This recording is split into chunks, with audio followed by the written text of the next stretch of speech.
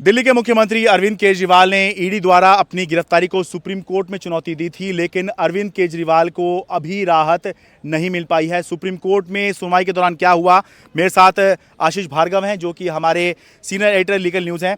Ashish ji, court के जो सुनवाई हुई है उसके दौरान क्या हुआ, विस्तार से बताइए।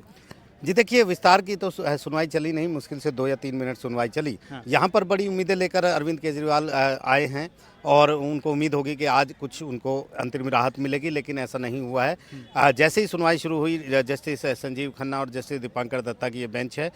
जस्टिस संजीव खन्ना ने कहा कि वो नोटिस इसमें इशू करेंगे। तो यहाँ पर अभिषेक मनु सिंघवी अपीयर हुए थे अरविंद केजरीवाल की तरफ से। उनका ये कहना था कि वो केस के तथ्य बता रहे थे कि थोड़ी देर 4-5 मिनट में बोलना चाहते हैं, लेकिन बेंच ने कहा कि इन दलीलों को आप बहस के लिए, सुनवाई के दौरान जो बहस होगी उसके लिए बचा कर रखें। तो यहाँ पर सुप्रीम कोर्ट ने सीधे ईडी को नोटिस जारी किया है।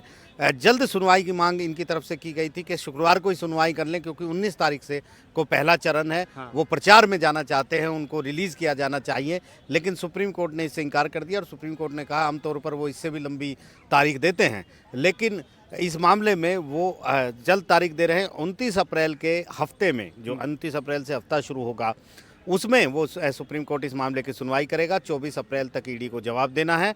27 अप्रैल तक अरविंद केजरीवाल अपना जवाबी हलफनामा दाखिल कर सकते हैं। 29 अप्रैल के बाद 29 अप्रैल का हफ्ते में इस मामले की सुनवाई होगी। यानी फिलहाल किसी भी तरह की अंतरिम राहत या रियायत केजरीवाल को नहीं मिली है और फिलहाल तब तक उन्हें जेल में ही रहना पड़ेगा। क्या ये कहना ठीक होगा कि ऐसी उम्मीद भी, क्योंकि आप सालों से सुप्रीम कोर्ट कवर कर रहे हैं, ऐसी उम्मीद भी थी नहीं कि एकदम से अरविंद केजरीवाल आएंगे और सुप्रीम कोर्ट एकदम से जो है उनकी मांग पर जो है कुछ एक्शन ले लेगा? क्योंकि पीएमएलए का केस है, माना तो यही जा रहा था कि पहले नोटिस होगा ईडी को और ईडी की बात सुनने के बाद ही आगे की कार्रवाई होगी। जी देखिए, यही एक तरीका होता है। यहाँ एक्स पार्टी इतनी जल्दी से नहीं होता कि एक पक्ष को सुने बिना आप कोई फैसला दे दो। ये एक प्रोसीजर है, एक प्रक्रिया है। बहुत रेयर चांसेस में, रेयर केसेस होते हैं, खासतौर पर वो भी तब जब कोई व्यक्ति जेल जाने की नौबत जिसकी आ जाए। जो पहले से जेल में है उस पर तो एक्स पार्टी नोटिस करना सुप्रीम कोर्ट के लिए, एक्स पार्टी कोई आदेश देना बहुत मुश्किल होता है, एक पक्षीय आदेश।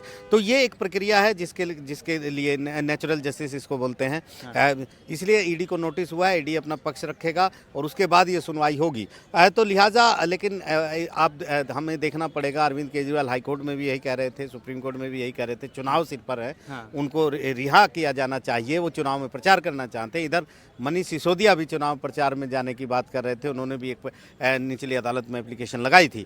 तो कहीं ना कहीं ये जो टाइम है ना, ये बड़ा क्रूशल है, ये एक अहम टाइम फैक्टर है, क्योंकि चुनाव सिर पर है।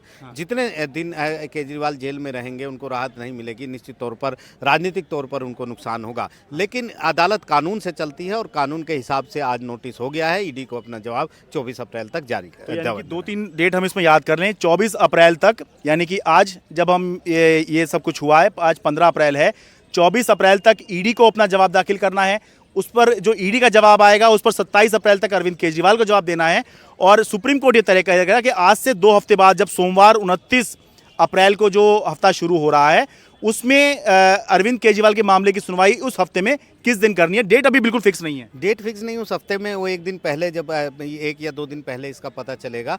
लेकिन उसी हफ्ते में सुनवाई होगी। तो निश्चित तौर पर जब तक एक फेज तो जा चुका होगा चुनाव का, 1 या 2, 2 फेज जा चुके होंगे। तो ये एक टाइमिंग का जो फैक्टर है, इस पर देखना होगा। फिलहाल हम इतना कह सकते हैं आज की सुनवाई के दौरान कि अरविंद केजरीवाल को फिलहाल फौरी अंतरिम राहत कोई नहीं मिली है और अभी उनकी उम्मीद बरकरार रहनी चाहिए अगले 2 हफ्ते के बाद जब सुनवाई। कम से कम 2 हफ्ते अभी और उनको जेल में रहना होगा, उसके बाद आगे का पता लगेगा। जी बिल्कुल, अभी उनको जेल में ही रहना पड़ेगा और जब अगली सुनवाई होगी उसमें पता चलेगा कि क्या सुनवाई में उनको राहत मिलती है या राहत नहीं मिलती है। कई बार ऐसा भी होता है कि आपको भरोसा नहीं होता, जैसे संजय सिंह के केस में हुआ। अचानक दोपहर से पहले सुप्रीम कोर्ट ने कहा कि 6 महीने से वो जेल में है, आगे उनकी कस्टडी क्यों चाहिए। उसके बाद ईडी ने खुद आकर कहा कि उनको रियायत दी, आर्गुमेंट भी शुरू नहीं हुए और उससे पहले रियायत दी जा सकती है। लेकिन केस टू केस वेरी करता है, फैक्ट वेरी करता है। यहाँ पर सुप्रीम कोर्ट में अब देखना होगा कि इस मामले में ईडी क्या कुछ नए तर्क लेकर आती है, क्योंकि अब तो जांच उनकी और भी आगे बढ़ गई होगी हाईकोर्ट के बाद।